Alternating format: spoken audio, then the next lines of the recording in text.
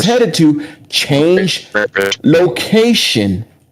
Right, Means he has to adjust because he's not on the ground, he's off the ground. But you're still rotating with the Earth. It's a So change. no Coriolis then. Oh no! Hang It's on. a change of tangential speed underneath you. Hang on. Yeah, it is. Don't interrupt Elbow. Elbow was right. Elbow was completely right, by the way. I'm resisting getting in this conversation. Don't interrupt Elbow. The reason they talk about conserved momentum is because they have to talk about conserved momentum because it's rotating separately.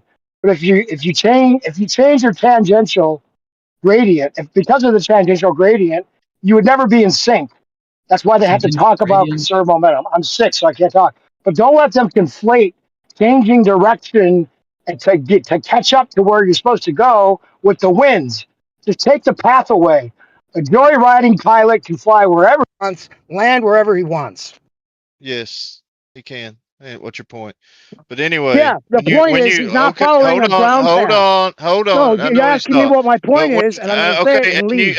I'm leaving. You stated it. I'm about to leave, right. okay? Okay, goodbye. The point is, he doesn't need a ground path. He can land at a higher tangential velocity. You just said well, actually, he can't. He would never be able to. The conserved momentum doesn't match ground path is what we fly. Yeah. When you leave the ground, everybody just chill. Hold on for a second. New Perspective said he's sick. He only has a minute. He did kind of come in the middle of them, but Bacon was maybe on his point. Can we just let New Perspective say his full point without all these interruptions? Just let him go for Elbow's doing fine. I just wanted to make sure people weren't interrupting him. It's not the same reference frame. They claim it's a separate reference frame. That's why they have to claim conserved momentum, because it's a separate reference frame. That's why they have to say there's conserved momentum. Right? So if you go to a different tangential velocity, you're not going to have that same momentum. And you don't have to have a ground path. They rely on that to say, oh, I'm on the ground path, so I must be moving at the same speed as the ground. No, you would not be moving eastward at the same speed. When you land, the Earth isn't going to stop rotating to make sure you could slow down to land on a stationary surface, which is how they're taught to treat it. The surface would never be stationary, right? That's right. Your plane's not going. If you're going west southwest and aiming west, I'm about to leave.